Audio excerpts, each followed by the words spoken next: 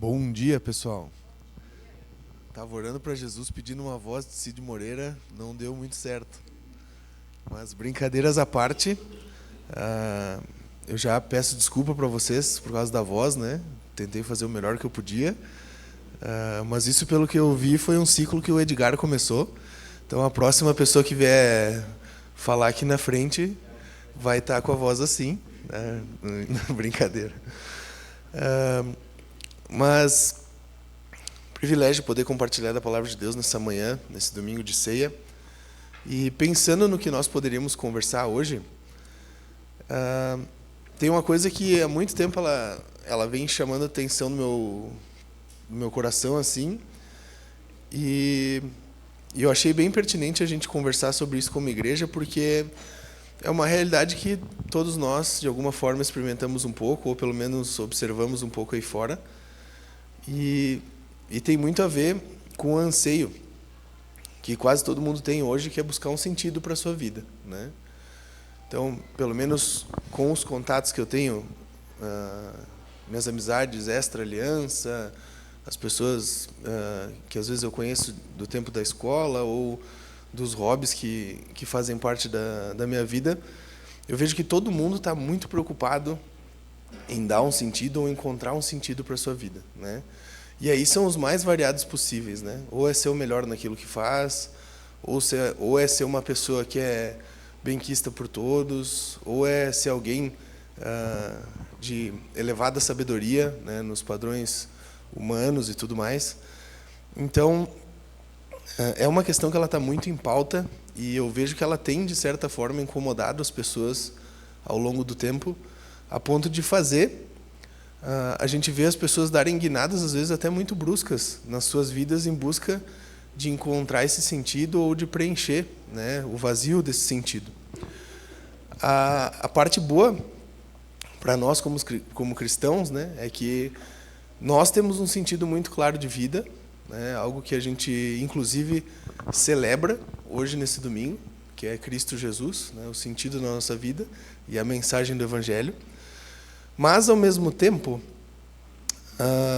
às vezes a gente não entende direito, né, o quão profundo é o sentido que Cristo dá às nossas vidas e o quanto isso pode causar impacto na vida das pessoas que estão ao nosso redor aí fora. Então, para isso, pessoal, para entender um pouco mais sobre o sentido da vida para o cristão, para nós como cristãos, a gente vai ler um texto que está lá em 1 Coríntios. Então, você pode ir indo lá, 1 Coríntios capítulo 9, na sua Bíblia, nós vamos ler alguns versículos ali. Mas antes de ler o trecho em si, eu acho que é bem importante a gente falar um pouquinho do contexto no qual esse texto aí foi escrito, certo? Como algumas vezes a gente já comentou aqui, a 1 Coríntios é uma carta escrita por Paulo, né? Então ela é de autoria paulina, e ela é direcionada para uma igreja que estava situada numa cidade que não ficava devendo em nada, né, para uma grande metrópole da época. Ela tinha características muito modernas, entre aspas, mas ao mesmo tempo também muito negativas, né? A gente pode dizer que Corinto ali era um centro comercial do Império Romano, né, então era muito bem acessado.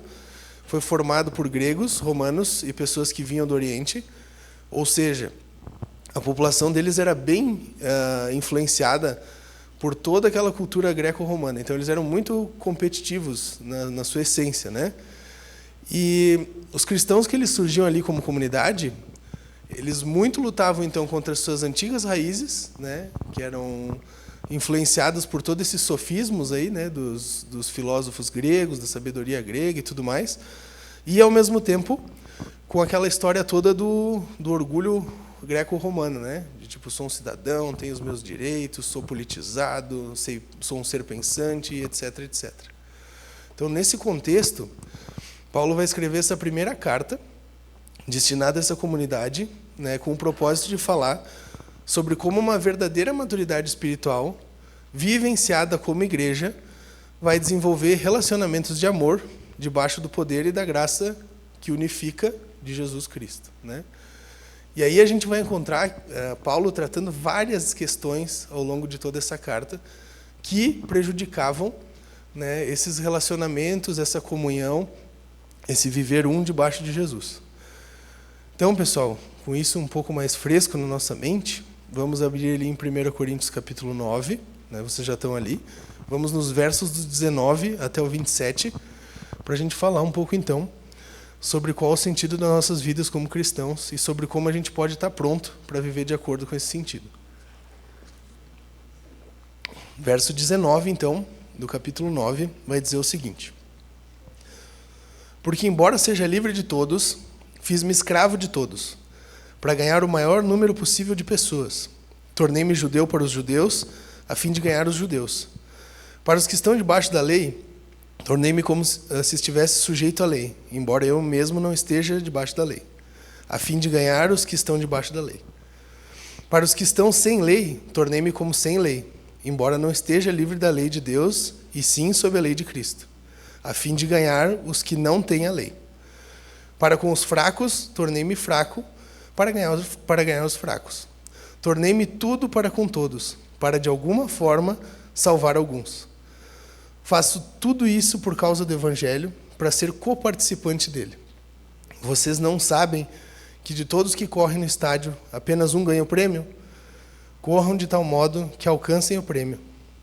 Todos os que competem nos jogos se submetem a um treinamento rigoroso para obter uma coroa que logo perece. Mas nós o fazemos para ganhar uma coroa que dura para sempre. Sendo assim, não corro como quem corre sem alvo, e não luto como quem esmurra o ar, mas esmurro meu corpo e faço dele meu escravo, para que depois de ter pregado aos outros, eu mesmo não venha a ser reprovado. Vamos orar, pessoal? Senhor Jesus, somos muito gratos porque a Tua palavra segue e sempre será viva e eficaz, Senhor, e é instrumento precioso para que os nossos corações possam ser trabalhados de maneira que a gente possa, por Ti, ser transformado e ter na nossa vida uma mudança que Te agrade, Deus, que seja em favor da propagação da mensagem do Teu Evangelho e do crescimento do Teu reino, Senhor. Cuida para que nessa manhã nós possamos estar de ouvidos atentos e de coração sensível, Deus, a entender quais desafios Tu tem para nós e que possamos sempre Te obedecer e nos submeter a Ti com as nossas vidas, Pai. É isso que a gente Te pede e Te agradece. No Teu nome, Jesus. Amém. Então, Paulo, depois de começar esse capítulo, e eu aconselho você a ler esse capítulo inteiro com calma em casa, você vai ver que ele vai estar investindo um bom tempo no início do capítulo 9, falando sobre toda a questão dos direitos que ele tinha como apóstolo, e ao mesmo tempo sobre como ele abriu mão de tudo isso para que o Evangelho seguisse sendo anunciado e pregado e demonstrado pela vida do próprio Paulo. Então, depois de demonstrar que tinha toda essa autoridade e todos esses direitos, consequentemente, né, e explicar para o pessoal que ele não abriu mão de nada para que não pudesse surgir nenhum empecilho para a mensagem do Evangelho, ele vai começar a demonstrar agora, nesse trecho que a gente leu, de forma muito clara, que o foco dele sempre foi se adaptar e até mesmo se sacrificar, quando necessário, em favor do progresso do Evangelho. E no final dessa explanação que ele dá, o próprio apóstolo vai concluir que toda essa atitude que ele teve acabou demonstrando de forma muito clara o sentido que a vida dele tinha como cristão: ser coparticipante do Evangelho de Cristo. Muitas vezes, a gente poderia só ler o início do capítulo, parar em tudo que Paulo abriu mão, ver de todos os direitos que ele tinha e não usufruiu, entender toda a estratégia dele e pensar assim: nossa, ele é um ser humano fantástico, elevado, né? E eu acho que Paulo provavelmente tinha consciência de que se ele não parasse para explicar essas coisas, era o que os leitores iriam pensar mesmo. Por isso que no verso 23, que foi o verso que mais me chamou a atenção nesse trecho, ele vai falar que tudo ele faz por causa do Evangelho e para ser co-participante dele. Primeiro, porque certamente essa mensagem do Evangelho, a partir do momento que Paulo tem o seu encontro pessoal com Cristo, a sua vida recebe um verdadeiro sentido e é bruscamente transformada, né? Nós sabemos a história de Saulo, a gente entende que ele era um homem que perseguia cristãos, que defendia toda a tradição judaica e tudo mais. E a partir do momento que ele se encontra com Jesus, além de ter uma transformação pessoal, ele passa a ter um sentido verdadeiro de vida. E sabendo dessas coisas, ele compartilha com os seus leitores, com nós, de que a partir do momento que a gente conhece a Cristo, entende a mensagem do Evangelho, a nossa vida passa a ter um sentido, e um sentido plenamente verdadeiro. Na verdade, o único sentido verdadeiro, que é viver em favor de Cristo e dessa mensagem. E para isso, a gente não precisa pensar sobre o que vale mais a pena, porque a gente vai entender que o Evangelho sempre vai valer mais a pena, e ao mesmo tempo a gente não precisa ficar preocupado com toda aquela pressão ou com todo aquele julgar que existe aí fora acerca de critérios, de padrões e de objetivos que muitas vezes acabam sendo vazios. Paulo tem sua vida transformada por essa mensagem e sua vida passa a ter sentido a partir dessa mensagem. Por que, por mais que isso pareça tão óbvio, é importante a gente relembrar quando olha para esse trecho? Porque nós, pessoal, a todo instante, incessantemente, somos atordoados por um urgente, novo e melhor sentido de vida. Eu não sei como é que é para vocês, mas para mim, pelo menos, cada semana alguém descobre a nova receita para a felicidade ou o novo sentido no qual vale a pena investir todas as suas fichas. Conversando e convivendo com pessoas, isso é uma das coisas mais latentes que eu vejo aí, dia após dia. Toda semana alguém tem a nova, super, ultra, mega novidade para contar e compartilhar sobre qual é o sentido da vida. Como cristãos, nós temos o privilégio de não precisar mais ficar apavorados ou atordoados com essa busca do sentido para a vida, porque em Cristo, para nós, tudo se torna completo. Nós sabemos que em Cristo a gente novamente teve acesso ao Pai. Nós sabemos que em Cristo a gente tem não só o perdão dos nossos pecados, mas também a gente tem instrução, a gente tem modelo, a gente tem esperança. Coisa que antes de Jesus, para nós, não era nada claro. Mas como participantes, como coparticipantes do Evangelho de Jesus, graças à obra dele, nós podemos usufruir dessa segurança que ele nos permite ter. Nós podemos até pensar em estratégias, assim como Paulo pensou, para nos adaptar às nossas vidas de maneira que as pessoas entendam esse Jesus que transformou quem nós somos. E aí vocês olham que isso é uma coisa muito constante na vida do Paulo, né? Tipo, várias vezes ele se colocou em situação mais humilde, várias vezes ele esteve com governantes poderosos, talvez. Muitas vezes ele usou dos seus talentos, da sua influência, das suas capacidades, para estar demonstrando a diferença que esse Jesus tinha feito na sua vida, ao ponto de fazer ele escolher mudar por inteiro. O fundamental para que a gente possa ter um verdadeiro coparticipar do Evangelho de Cristo é, primeiramente, pessoal, conhecê-lo profundamente. A gente não pode dizer que é coparticipante de algo que a gente nem faz noção, né? E aí vocês são diariamente acessados por vários exemplos que vocês podem ver dessas coisas, do que é coparticipar e do que é só dizer que é, né? Por exemplo, a maior torcida do Brasil é o Flamengo.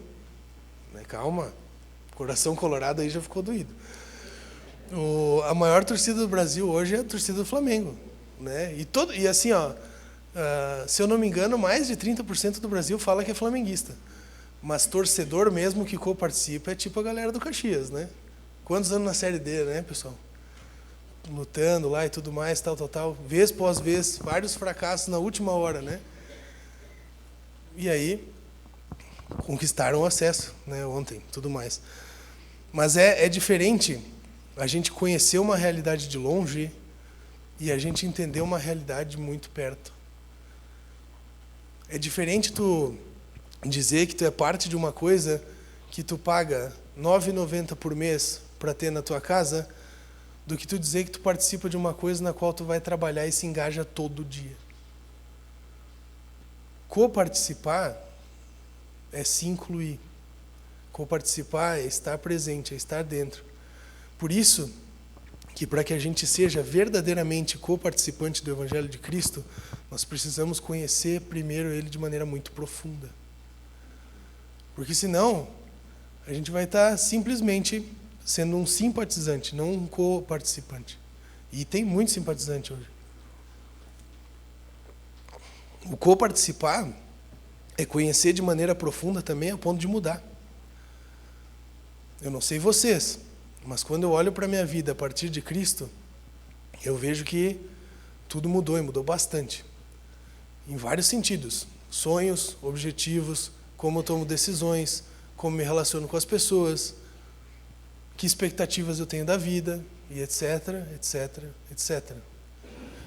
Quando a gente simplesmente simpatiza, a gente vê que aquilo faz parte da nossa vida, mas como um pet, né? Não chega a mudar o que acontece na nossa casa. O máximo que a gente faz é de vez em quando ele parar um tempinho para cuidar, para ele não morrer, né? Mas está ali, fazendo parte do que a gente é. Por mais simples que a mensagem do Evangelho possa parecer, pessoal, né, que a gente olha, e a gente não fica sem entender qual é o centro, o cerne da raiz do Evangelho de Jesus, né? Ele veio, pagou um preço que somente ele podia pagar, sendo Deus que somente ele podia ser, escolhendo uma morte dura, difícil, vergonhosa, para que nós pudéssemos ter novamente acesso ao Pai, para que o preço do perdão do pecado pudesse ser pago e a nossa relação com Deus pudesse ser restaurada. Vocês viram? A gente consegue resumir o Evangelho sem voz em menos de 2 minutos. Mas isso é radical. Simplicidade não tem nada a ver com a questão da mensagem do Evangelho não ser algo que vai transformar as nossas vidas completamente. E para entender o quanto isso que eu estou falando para vocês é verdade, basta olhar a vida dos discípulos a partir de Cristo. Todos eles tinham toda uma dinâmica, todos eles tinham todo um padrão de vida a partir de Jesus. E de entender a verdadeira mensagem do Evangelho, a vida desses homens foi transformada radicalmente. A ponto de que todos eles estiveram dispostos a dar suas vidas para que essa mensagem fosse propagada. Então, pessoal, a primeira parte do sentido da nossa vida como cristão é saber que nós temos o privilégio de poder ser coparticipantes da mensagem do Evangelho de Cristo. E a gente entende que para esse coparticipar é necessário algumas mudanças de postura ou necessário algumas atitudes da nossa parte. A gente viu que primeiro a gente tem que conhecer o Evangelho profundamente, a gente tem que viver esse Evangelho na prática e da mesma forma nós temos que entender que isso tem que ser algo constante. A gente tem que praticar esse Evangelho diariamente, dia após dia. Agora, umas perguntas para nós. A gente consegue relacionar a mensagem do Evangelho como sentido central das nossas vidas hoje? Vocês conseguem, olhando para o dia a dia de vocês, para as escolhas que vocês fazem, para o relacionamento que vocês têm com a sua família, para como vocês são nos ambientes que vocês vivem, a gente precisa observar essas áreas que a gente acessa todo dia e entender o quanto a mensagem do Evangelho realmente tem dado sentido a essas coisas para nós. Se nós vivemos como todo mundo vive, temos o mesmo comportamento que todo mundo tem, não nos preocupamos em estar alinhados ao que a Bíblia nos diz para fazer, não vivemos e fazemos planos de acordo com os planos que a gente entende que cooperam para o crescimento, para a expansão desse reino, desse Evangelho, nós temos que estar preocupados com o quanto nós temos relacionado a mensagem do Evangelho com as nossas vidas, com o sentido que nós temos dado para nossas vidas. Ao mesmo tempo, nós temos que fazer perguntas para que isso possa mudar. O que torna isso difícil para nós? Para você hoje, o que tem sido difícil no que diz respeito a viver o Evangelho? Fofo, são algumas coisas que eu não consigo abrir mão. Ok, quais são elas? São alguns ambientes, algumas áreas onde eu não consigo demonstrar Jesus, onde eu não consigo fazer diferença. Legal, por quê? A gente é muito bom, às vezes, em dar as primeiras respostas e usar elas como analgésico.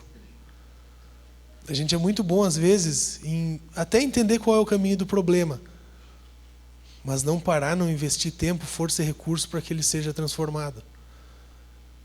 É que nem eu aqui hoje. Para conseguir falar um pouquinho, eu tomei umas pastilhas com analgésico, eu não estou sentindo a minha garganta agora, e a minha voz está tipo taquara, mas está saindo. Eu sei que daqui uns 40 minutos a pastilha vai parar de fazer efeito. E o problema ainda vai estar lá. Quando a gente maquia as coisas no nosso coração que nos afastam do verdadeiro sentido das nossas vidas, a gente só está protelando um problema que precisa ser tratado de maneira urgente. E aí a gente pode se perguntar várias coisas, pessoal. Nós temos sido contínuos no nosso relacionamento com Jesus, nós temos andado de maneira estagnada na nossa fé. O que tem atrapalhado a nossa relação com o Evangelho de Cristo ao longo das nossas vidas? São perguntas que muitas vezes a gente não acessa porque sabe as respostas e tem medo de mudar. Ou pior, não quer mudar. Mas ainda é tempo, ainda é momento. E é necessário para que nós possamos coparticipar de maneira verdadeira do Evangelho, que esse abrir mão aconteça. Que essa mudança, através do Espírito Santo de Jesus, seja feita. A gente acha tão legal a história de Paulo, né? O cara que perseguia e matava os cristãos, e aí teve um encontro pessoal com Jesus e passou a ser talvez o maior ministro do Evangelho no Novo Testamento. Paulo entendeu que ele precisava mudar. Paulo teve um encontro com Jesus, entendeu o Evangelho e aceitou a mudança que era necessária. E permitiu com que Cristo o transformasse. A mesma decisão está à nossa porta. A mesma oportunidade nós temos todo dia.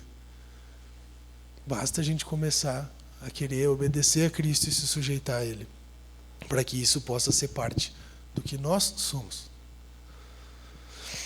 Como que a gente pode estar pronto para isso, então? O trecho vai continuar e Paulo vai fazer uma comparação muito interessante com o intuito de motivar a galera da igreja de Corinto a seguir o seu exemplo nessas questões. Ele vai relacionar, pessoal, e ressaltar a questão de que ser coparticipante do Evangelho exige a mesma renúncia de direitos que um atleta tem na sua vida, no processo de se preparar, de estar pronto para competir, tudo com o propósito e objetivo muito claro. No caso da vida do atleta, é vencer a competição, é superar o desafio, o obstáculo e etc. Ser campeões, né? No caso dos cristãos, é ser aprovado como ministro da mensagem do Evangelho. E aqui eu acho bem engraçado, porque, vocês sabem, eu gosto de treinar jiu-jitsu, né? E constantemente eu vejo alguém que treina na academia, que luta na academia, que está se preparando para uma competição. E é legal ver que os caras, tipo assim, eles mudam toda a rotina deles para estar preparados para o dia de lutar. Eles já começam a cuidar da alimentação por causa do peso, eles já mudam a intensidade e a quantidade dos treinos, eles já pedem para os alunos que são um pouco mais duros, um pouco mais difíceis de lutar, vir treinar com eles. Treinam, às vezes, se sujeitam um pouco mais, né?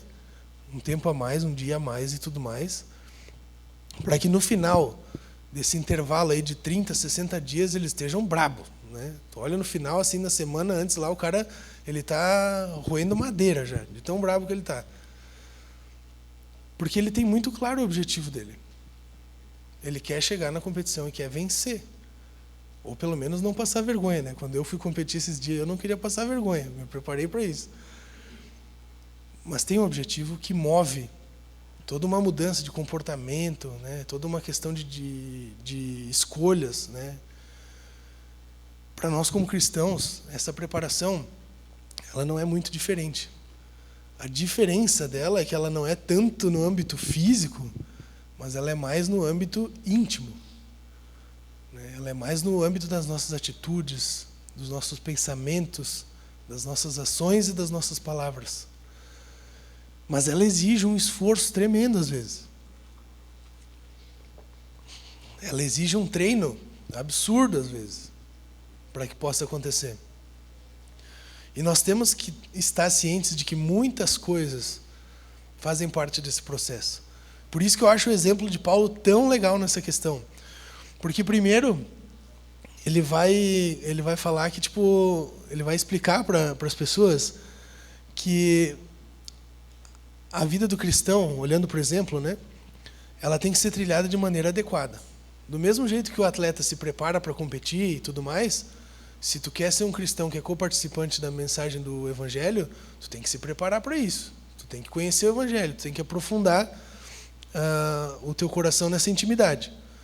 Depois, ele vai mostrar que a gente precisa também se capacitar nisso, né? Os atletas, eles fazem os seus exercícios, os atletas, eles têm a sua dinâmica, a sua rotina e tudo mais, não é algo que vem por osmose. Ele encosta lá numa faixa preta e ele aprende todos os golpes. Da mesma forma, nós temos que estar cientes que ao longo da nossa vida cristã, é importante a gente dar atenção para isso. Para esse processo todo de conhecer mais das Escrituras, de ler a Bíblia, de resolver conflitos que fazem parte da nossa vida de maneira cristã, de servir e praticar o serviço cristão, se envolver com ministérios, etc. Tudo isso, pessoal, é parte da nossa preparação, no sentido de coparticipar do reino de Deus. Nós também temos de estar cientes, assim como o exemplo nos lembra, de que nesse processo não vão ser só flores. Muitas vezes nós vamos sofrer, nós vamos até sentir dor. Mas é necessário que isso aconteça para que a gente consiga, ao longo do caminho, ter uma vida que agrada a Cristo ao ponto de comparticiparmos da mensagem do seu Evangelho. Durante todo esse processo, a gente tem que ter a identidade de cristão, assim como o atleta tem sua identidade. As pessoas têm que entender que nós fazemos as coisas não por querer sermos seres humanos mais elevados. As pessoas têm que olhar para as nossas vidas e entender que a gente faz as coisas por amor a Jesus. E porque Ele é quem manda em tudo que nós somos. Essa deve ser a nossa principal motivação. Nós devemos saber que a todo instante é um constante buscar novamente Cristo, a sua palavra, e se manter alinhado a ela. Se isso acontecer e de vez em quando existir um deslize, uma pequena curva, para tudo e volta para isso. Repete o processo. Repete o processo. É sempre estar disposto a lutar, e lutar muito, para que o Evangelho seja o centro de tudo que nós somos. É importante a gente refletir sobre essa importância que o Evangelho de Cristo tem nas nossas vidas, para que muitas vezes a gente não seja simplesmente um garganta, que vai dizer, eu sou cristão, eu vivo o Evangelho de Jesus, Jesus é o Senhor e Salvador da minha vida, mas aí a pessoa chega alguns metros mais perto de você e infelizmente descobre que é só da boca para fora. Ter o Evangelho de Jesus como sentido de vida, ter Cristo como sentido central das nossas vidas, é transpirar esse Evangelho. É lutar por Ele. É, se necessário, morrer por Ele. Para que a nossa vida realmente possa ser algo coerente com aquilo que a gente diz ser o centro do que nós somos. O desafio para nós nessa parte do estar preparados é não procrastinar esse processo.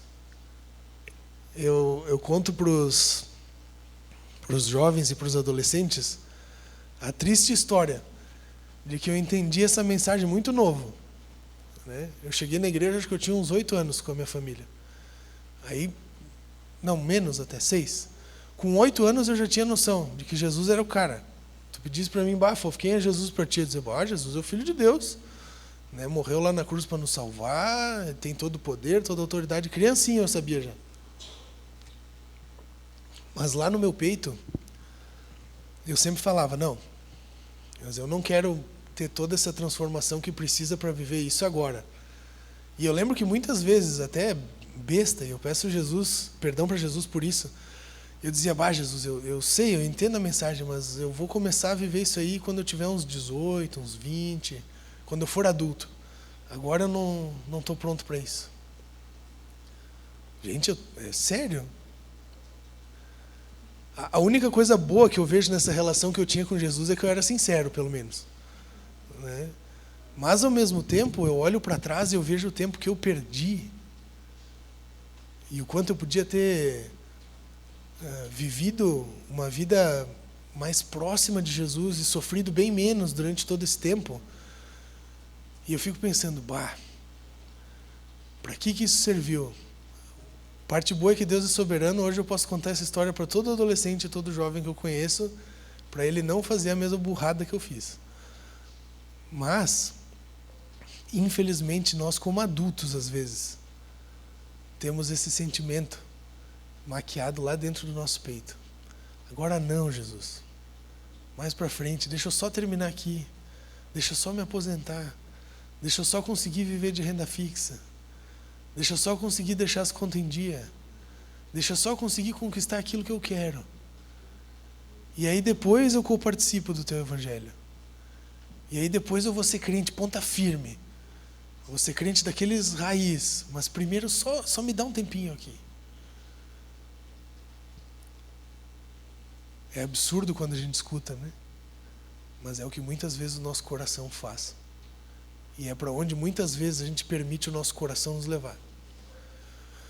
Por isso, pessoal, durante todo o processo, nós não podemos deixar de nos sujeitar a Jesus. Se a palavra de Deus te fala, cara, não faz, não faz. Se o Espírito Santo te incomoda, aceita a repreensão dele. Não faz. Se o teu coração está incomodado com, mas eu vou perder bastante, perde bastante. É bem simples. É não ouvir a nossa carne, não ouvir o nosso coração, não ouvir o mundo aí fora. Se sujeitar a Cristo e a palavra. Muitas vezes, aos olhos do mundo, sim, a gente vai perder, a gente vai ser fracassado, a gente vai ter feito a escolha maluca. Mas é uma escolha que ecoa para a eternidade. É uma escolha que é em favor desse reino que transformou o que a gente é. Dessa mensagem do Evangelho que nos permite ter vida. Então essa vale a pena. Só para a gente reforçar então, pessoal, de maneira bem simples, com base em 1 Coríntios 9, do verso 19 ao 27, nós falamos sobre qual o sentido que as nossas vidas têm como cristãos. Ser co-participantes do Evangelho de Cristo. A gente viu que para que isso possa ser realidade nas nossas vidas, a gente precisa conhecer de maneira profunda a mensagem do Evangelho, para que assim a gente consiga demonstrar ele através das nossas vidas. Para estarmos prontos para que isso aconteça, para estarmos preparados nesse sentido, é importante que a gente seja coerente, que a gente constantemente esteja nos capacitando, ciente de dificuldades vão existir e demonstrando Cristo em tudo que nós fazemos, sujeitos a Ele, a Sua palavra, durante todo esse processo. Qual é o impacto prático que esse trecho traz nas nossas vidas? Acho que o primeiro deles, e o mais simples, que para nós que somos cristãos é um desafio, e para quem não conhece a mensagem do Evangelho é um desafio, é saber de que graças a Cristo as nossas vidas podem ter verdadeiro sentido. Se não fosse Jesus, a gente ia estar buscando sentido como todo mundo busca aí fora e sofrendo o vazio que essa busca gera. Da mesma forma, fica bem claro que nada deve ter valor e importância maior do que Cristo nas nossas vidas, a partir do momento que a gente conhece Ele. Nada deve competir com o que Cristo é para nós. Sendo assim, a gente deve fazer todo o necessário para que o Evangelho seja pregado e para que Cristo seja conhecido por todos. A gente deve investir tudo o que a gente é para que isso aconteça a partir de quem nós somos. Devemos almejar ser ministros aprovados da mensagem do Evangelho. Isso é algo digno de ser almejado por todos nós que somos parte dessa comunidade. Isso influi conhecer a palavra profundamente, testemunhar da palavra diariamente e ser dia após dia transformado através da ação do Espírito Santo nas nossas vidas. E nunca esquecer que todo esse processo envolve muita luta, quebrantamento, resignação da nossa parte, para que somente a graça de Cristo seja evidenciada através de tudo aquilo que nós somos. Uma aplicação prática, pessoal, vocês sabem que eu sou o cara que gosta do... Quando eu era aluno eu não gostava do tema, né? Mas agora que eu dou estudo eu gosto. Investe um tempo nessa semana avaliando tua vida no que diz respeito a ser ministro do Evangelho de Cristo. Como ser um cristão. Investe um tempo essa semana avaliando como tem sua vida nesse sentido. E busque alguma área dessas que a gente conversou, né, ou observe alguma área dessas que a gente conversou, em que algo precisa ser mudado.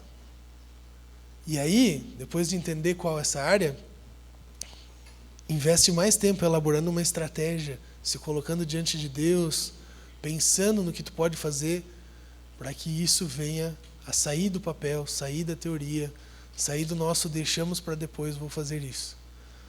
Um exemplo bem simples. Faz algum tempo já que eu estava avaliando a minha vida como cristão, principalmente nos meios em que eu frequento, em que eu vejo pessoas que não conhecem Jesus, ou que eu me relaciono com pessoas que não conhecem Jesus, e eu fiquei preocupado com como muitas vezes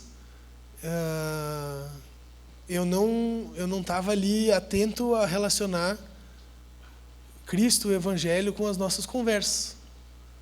Então, por exemplo, estava lá falando da semana, do futebol, do Grêmio, do etc, e tal, e passava 1 hora, às vezes, de conversa com esses meus amigos, e eu dizia oi, dizia bom dia, boa tarde, boa noite, e ia para casa, tipo, passei no vácuo com o Evangelho, não falei nada de novo. Aí comecei a ficar incomodado com isso. Tipo assim, Jesus, eu não posso ir lá falar com os caras e não falar quem tu é na minha vida. Ou não demonstrar que tu mudou tudo que existe aqui dentro e que eles precisam te conhecer. Aí comecei a quebrar a cabeça. O que eu vou fazer? Como é que eu vou chegar no assunto sem ser chato? Como é que eu vou falar do Evangelho de maneira que eles entendam? Tudo mais, tal. E tem sido legal. Não vou dizer para vocês que está 100% resolvido, tá? Porque ainda tem bastante coisa para mudar. Mas eu já estou começando a relacionar eles com as coisas que envolvem o Evangelho através da minha vida. Está sendo uma experiência legal. Ao mesmo tempo, tem bastante desafio. Eu vi que eu tenho um monte de trava que eu achei que eu não tinha. Mas Jesus, com certeza, vai cuidar de mim nesse processo. Então, invistam essa semana pensando em algo que vocês têm, assim como eu, para transformar nesse sentido. E que Jesus faça boa obra em todos nós, para que a gente consiga demonstrar esse Evangelho que mudou as nossas vidas.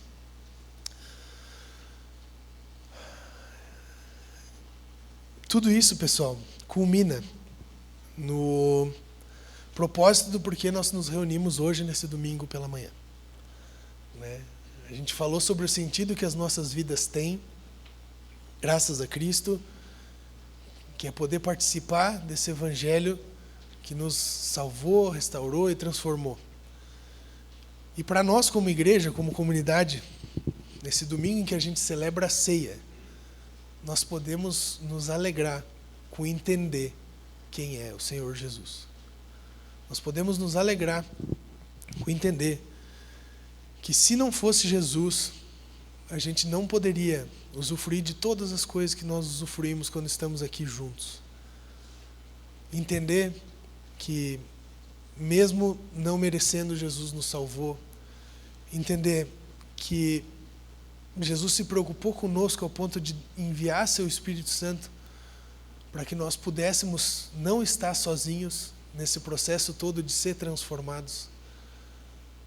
Indo além, nos deixou as Escrituras, sua palavra, para que nós pudéssemos, nos momentos difíceis ou nos momentos em que a gente fica em dúvida, com incerteza, insegurança, nos debruçar sobre a Bíblia e encontrar respostas, encontrar alento, encontrar direção, consolo.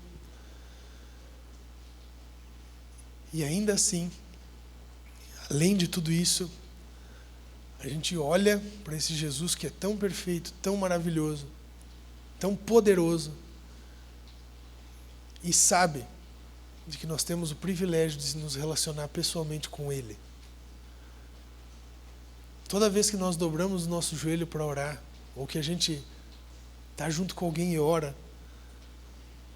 a gente deveria, ou pelo menos deve lembrar do privilégio que é desfrutar dessas coisas, e tudo pela graça do nosso Senhor. Então eu gostaria de compartilhar um texto que a gente muitas vezes lê na ceia, que está lá em 1 Coríntios 11, dos versos do 23 até o 29. E eu sei que muitas vezes a gente já olhou esse trecho, mas eu queria reforçar, para que quando nós olhássemos para esses versículos hoje, principalmente quando a gente lê a parte que envolve o simbolismo dos elementos, nós possamos lembrar da obra de Cristo por cada um de nós.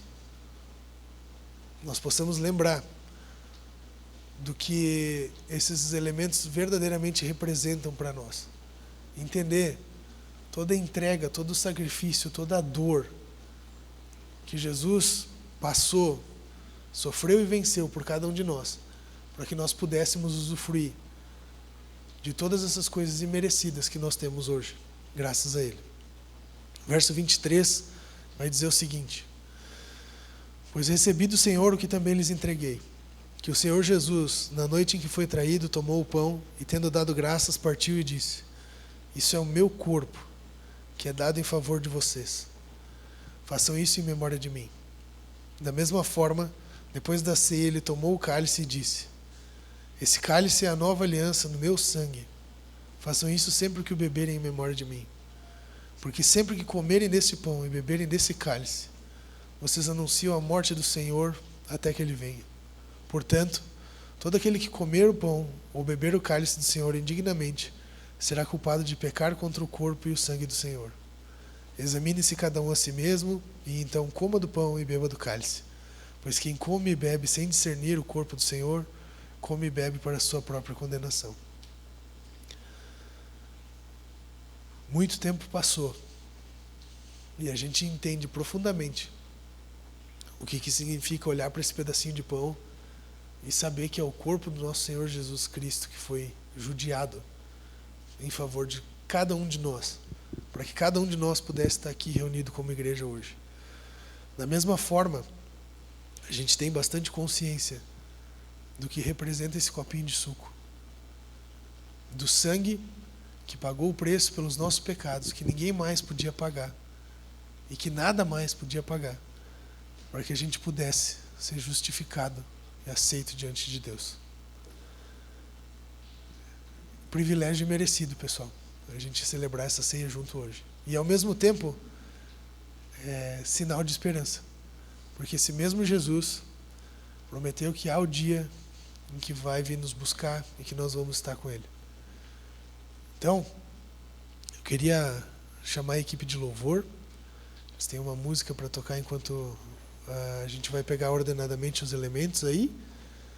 E aí depois disso, então, nós vamos orar juntos e participar da ceia, lembrando disso que é tão importante para nós.